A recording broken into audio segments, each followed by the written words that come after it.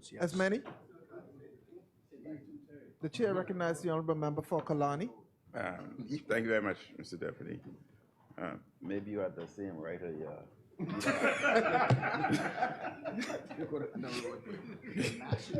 Mr. Deputy. Before I commence, I went to attend a basketball match on Monday. Took my grandson and a few of his friends, and I was pleased with the performance, and I would like to congratulate Sunland Baptist Academy Stingers, who was victorious in the Hugh Campbell basketball tournament. And I must say that this is their second victory. They're back-to-back, that is. And I also want to congratulate the head coach for doing such an excellent job, Mr. J. Philippe. Mr. Deputy, I want to thank Killarney for giving me this opportunity to speak in these honorable chambers.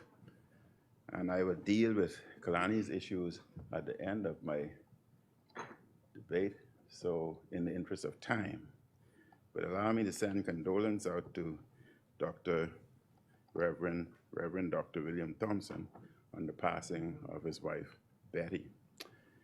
Mr. Deputy, in his mid-year statement, the Prime Minister, who is also the Minister of Finance, said that in the first 6 months of the year, total revenue collections are estimated at $1.2 billion, which represents a 111.5 million increase over the same period last year. He added that to date revenue collections account for 44.5% of the annual budget target. And to put this in plain language for Bahamians, the PLP has admitted that they are collecting a lot and lots of money. Plenty money. But Bahamians already know this. They know you're collecting plenty money. They did not know it because of their roads. Their roads are no better. Just the other day in New Providence, people had to complain in the media to get this New Day administration to fix the potholes that are all over the place. And Killarney's potholes are being ignored. I will speak about that at the end. Bahamians know the government is collecting plenty money because of how they see the PLPs living high and mighty. The PLP has brought on plenty of their consultants. In the budget for this fiscal year, they put in there more than $60 million for consultants. The money is flowing to these PLPs, just like the champagne that is flowing in first class, with PLPs flying all over the world on their expensive trips. While many ordinary Bahamians, Mr. Deputy, are struggling to pay their bills, these PLPs have the money to buy brand new cars. They're now riding around town in new Teslas, Mercedes-Benz and BMWs. They now have the money to buy big houses out in gated areas. They are now walking around with designer watches and expensive jewelry, all thanks to getting straight from the New Day administration, and it's plenty money. There's one rule for them and one rule for everyone else. Don't forget how the Prime Minister broke curfew in his first Christmas in office so he could sneak out to pay for expensive presents. Well, that's past. Let me define what the supposed New Day means. It means that Bahamians are no longer working for their families and for themselves. This sad New Day means that Bahamians are working hard for the PLP and for the Minister of Finance, who are recklessly wasting our money and living their best lives on the backs of the Bahamian people. Bahamians are working, Mr. Deputy. to pay the PLP for their expensive ways, their luxury travel, their special consultants, their expensive conference. The editorial in the Nassau Guardian this week noted, and at the end of my speech, I will table all documents to support what I say. That, quote, there is a serious disconnect between the world in which the Prime Minister lives and the reality of ordinary Bahamians who are being squeezed financially. It went on, many people who can barely make payments on their homes' mortgages, pay school fees and medical bills are being squeezed by increased real property taxes. For example, there are some instances where real property taxes increased 3- and 4-fold. Some people from 3,000 to 13,000. It went on to say, and on the instruction of the government, these taxes are being added to mortgage payments by lending institutions. The editorial also noted the Prime Minister neglected to acknowledge that his imposition of 10% VAT on previous VAT-exempt breadbasket items negatively impacts the poor, or that his new intention to impose VAT on medical bills for the privately insured will harm the middle class. We have an out of touch, uncaring, indifferent Prime Minister and government. Many more Bahamians, Mr. Deputy, are going hungry, even as the government is collecting plenty money. As the Guardian also stated, wages in the country remain stagnant, end quote. Mr. Deputy, the other way we know the government is getting in plenty money is the travel budget keeps going up as it keeps going as sky high as when the Prime Minister jets off with his big delegation on his latest foreign adventure. The Nassau Guardian noted this in its story on February 23rd, 2023. Headlined, government travel budget grows from 14.8 million to 18.8 million, end quote.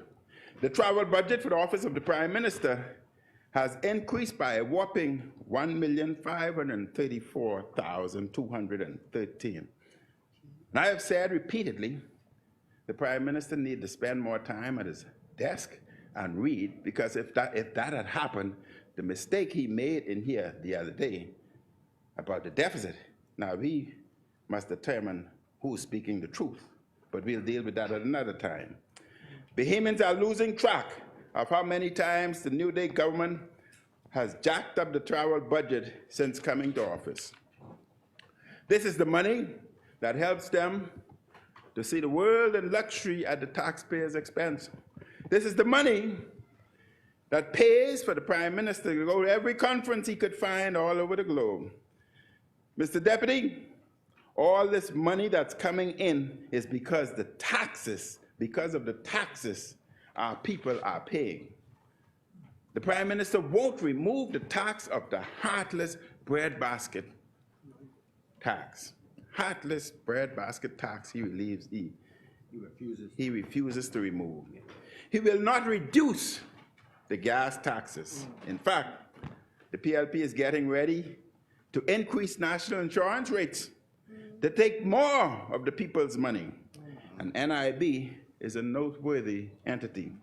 The problem is, no one trusts the New Day administration to responsibly oversee this money they intend to extract from struggling Bahamian workers.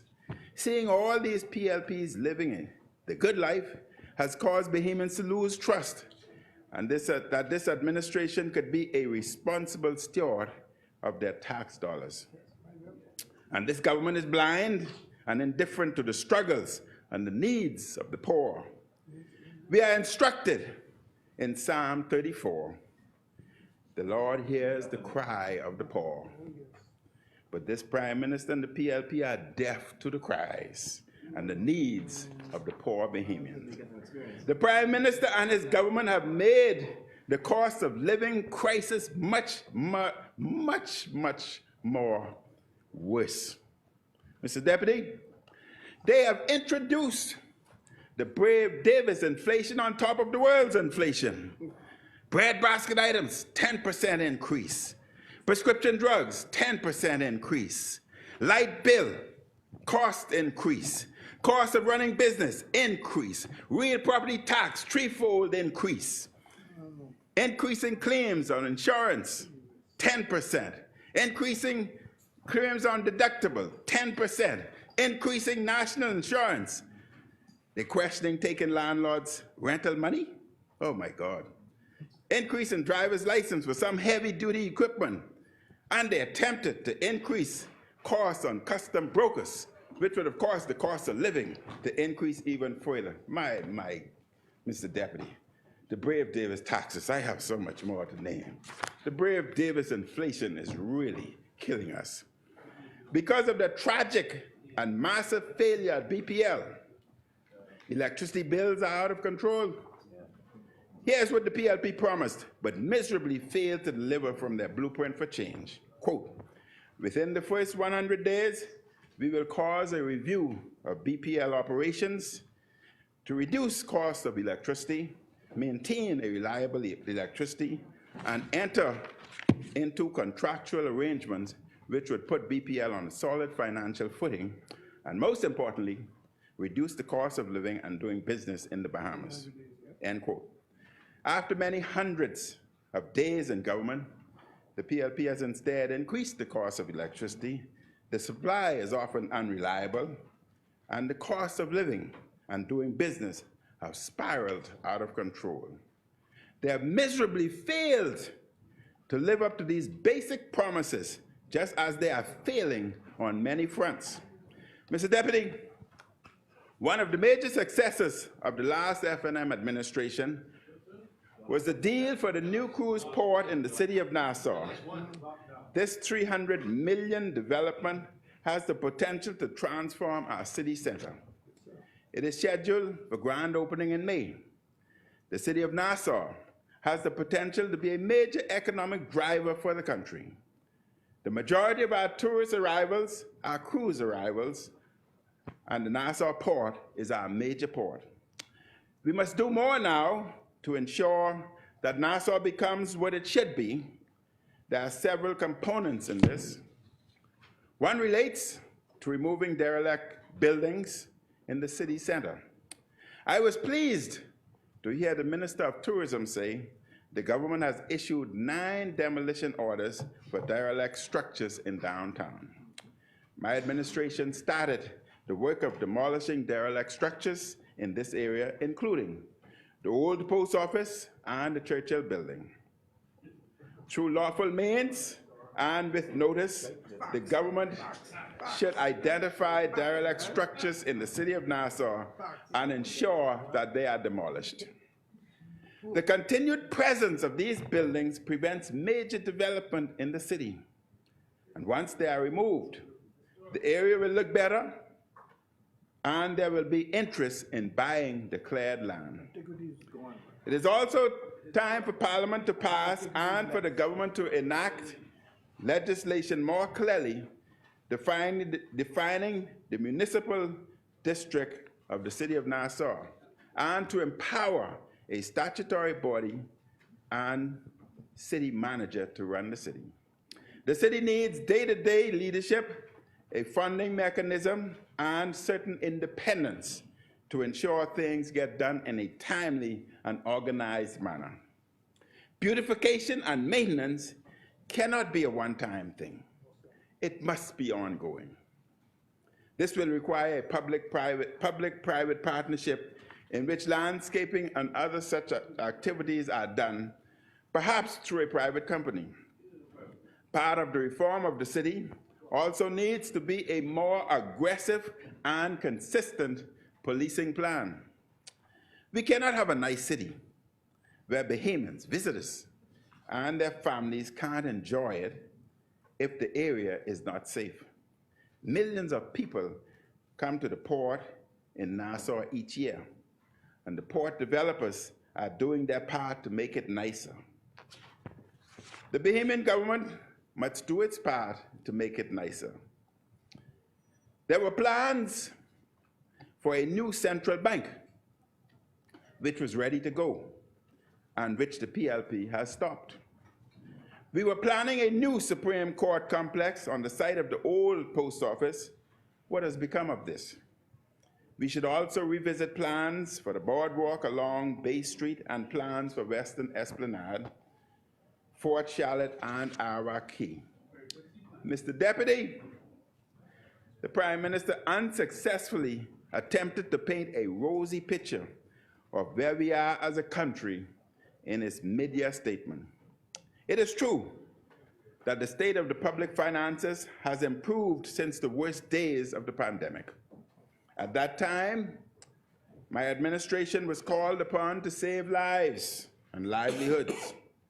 The investments we made in Bahamians through the historic feeding program, record unemployment assistance, and loans and tax relief to businesses helped us to be able to recover once the virus became less of a concern. Right. Mr. Deputy, during the pandemic, no civil servant, Bahamas staff, no civil servant were laid off, as cried by many would have resisted this. As a result of no civil servants being laid off, through the salary deduction process, there would have been minimal or no default in car loans because the payment, their salaries continued. No default in personal loans, no default in mortgages, no default in credit cards or rentals. Mr. Deputy, as a result of them being paid, increase, non-performing, there was increase in non-performing loans at the bank. If they were not paid, rather, the non-performing loans at the banks would have increased. Mr. Deputy, as a result of them being paid, we were advised that the banks were able to quickly recover their profitability, and if we look at the profit today, it's record high. Mr. Deputy, what amazes me about the Prime Minister is how little he has done to deliver on some of the major initiatives needed for our people. The PLP talked a big talk about the Grand Lucaya. We heard how quickly they would solve the matter and cause a sale to happen in quick order. No sale has happened. It appears none is imminent. The people of Grand Bahama are still waiting for a solution on the hotel from the PLP. The same issues is at play on Grand Bahama. There is no new airport. We keep hearing that we are getting closer and closer in the process to get close to beginning the airport. However, for all the talk and promises, there's no new airport. Mr. Deputy, the same failure to deliver is evident when it comes to the hospital in New Providence. My administration left in place, for the benefit of Bahamian people, we left in place the funding for a major new wing at PMH. The New Day administration chose not to go ahead with the project that would have delivered better healthcare facilities for our people. Instead, we hear pie in the sky talk about building a new hospital somewhere else. Bahamians know better than that. They know they are not getting any new hospital built by this PLP administration before they leave office at the next general election. Bahamians know the PLP's track record. This type of big talk does not fool them. In fact, in 2014 at the STEM SO conference in Grand Bahama, the now Minister of Health, who was then Minister of Grand Bahama, member for Tall Pines, stated, I quote, "Grand Bahama will have a new hospital by 2017, a 150-bed hospital." Hospital not seen yet. If the PLP had continued with the project we left in place, the new wing of the hospital would be well out of the ground and hundreds of Bahamians would be employed on the project. The government is looking at a new site for what they call the new hospital near my bordering my constituency, I asked the government, who is designing this hospital? Who is building this hospital? You know it's not being designed by the Beck group. How many Bahamians will be employed? Or is it all or mostly foreigners? And is the government aware that the site that they're looking at is not all government owned? The 15 acres in the center of such site is privately owned. Is the government looking at that and dealing with that appropriately? I can say that the government has already laid out the plan, but I'm certain that the Minister of Health will answer such questions as I would have more to ask. At the last general election, the people voted. They spoke clearly in a democratic and peaceful manner. We were sent to opposition and the PLP to government. We respect the decision of the people. Government must respect the right of citizens to peacefully assemble and to protest. Bahamians were deeply concerned at how protesters were treated at the recent CARICOM conference. A small number of protesters wanted the New Day administration to hear their concerns on immigration and other issues. And this New Day administration did not want to hear them. Videos circulated on social media of Bahamians being manhandled and detained for trying to speak out. It was disgraceful. It was shameful how these Bahamians were treated by an administration that increasingly is intolerant of dissenting voices. Shame on you.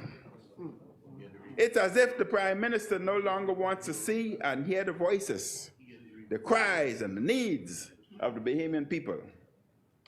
Bahamians increasingly think he only likes to be around big shots and at overseas conference. It looks like he feels more comfortable with foreigners than with his own people. Democracy is a messy and beautiful thing. Popular and unpopular views and opinions have a right to be expressed in a democracy. No one should stifle the right of others to speak. Let me repeat. No one should stifle the rights of others to speak. This is why, Mr. Deputy,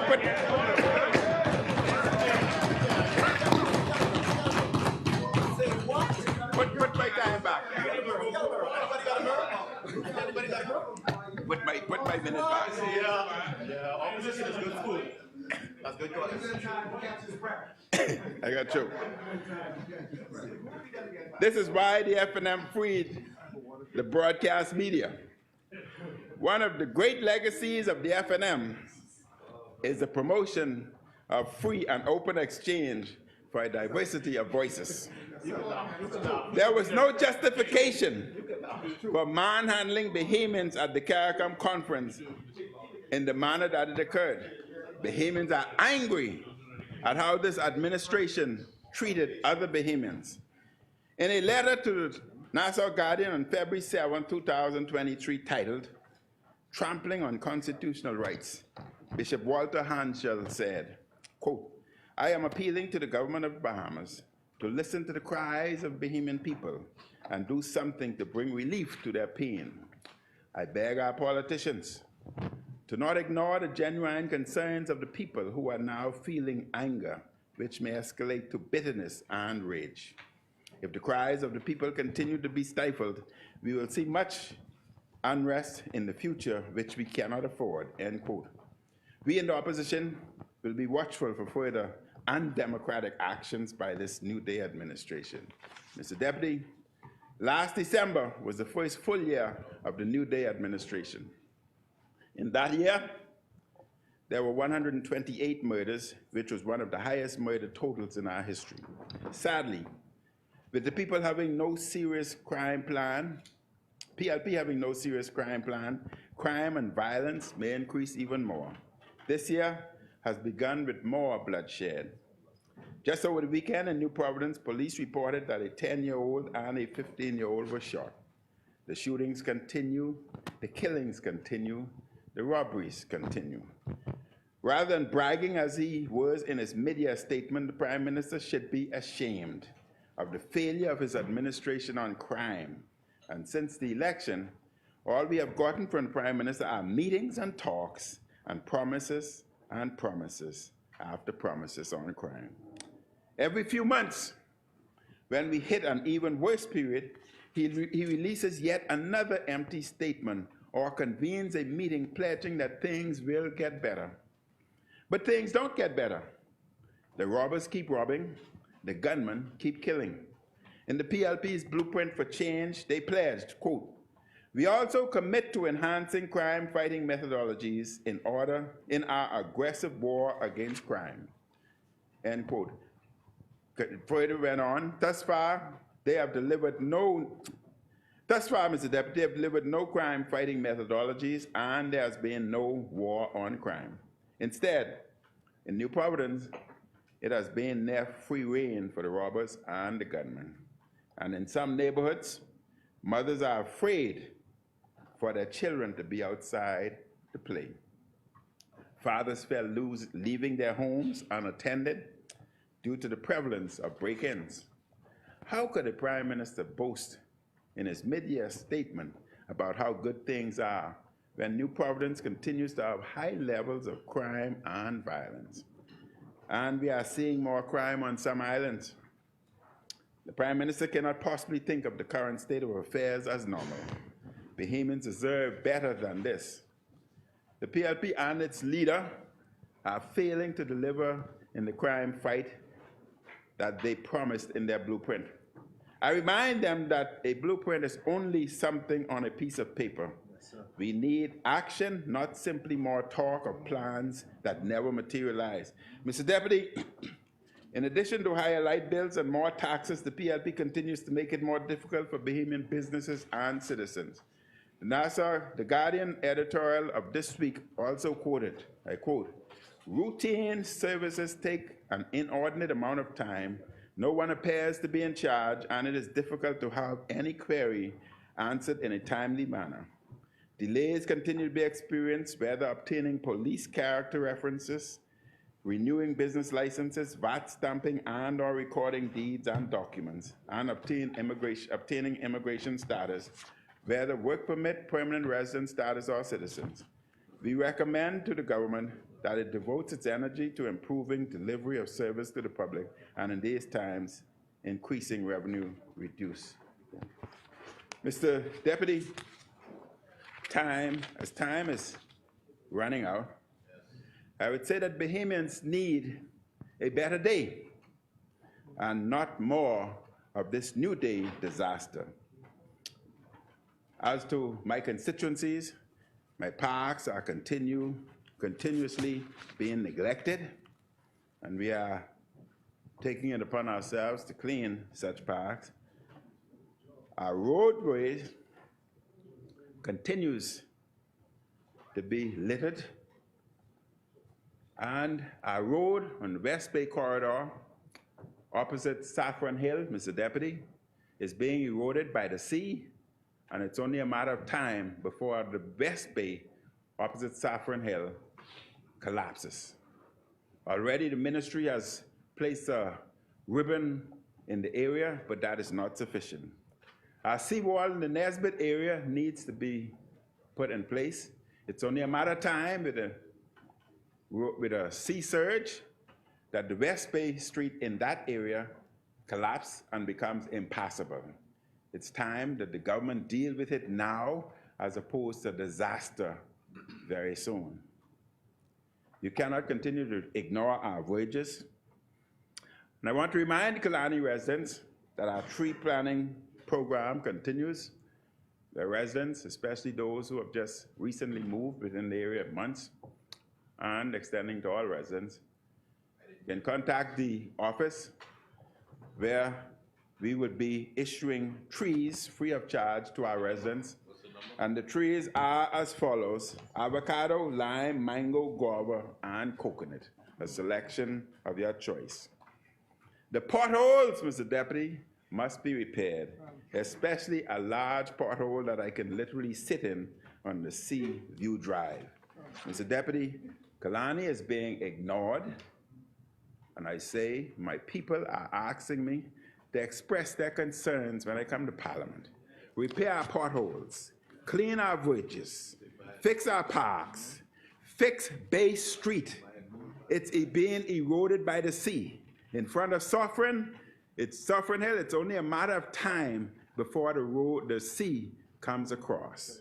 By Nesbitt, it's only a matter of time before some heavy surge causes collapse of the Nesbitt area, of the West Bay Street area, compromising the homes on the side of that particular bridge. So, I ask the government to kindly save ourselves millions of dollars by repairing Bay Street before it collapses and is absorbed by the sea. Mr. Deputy, I thank you very much.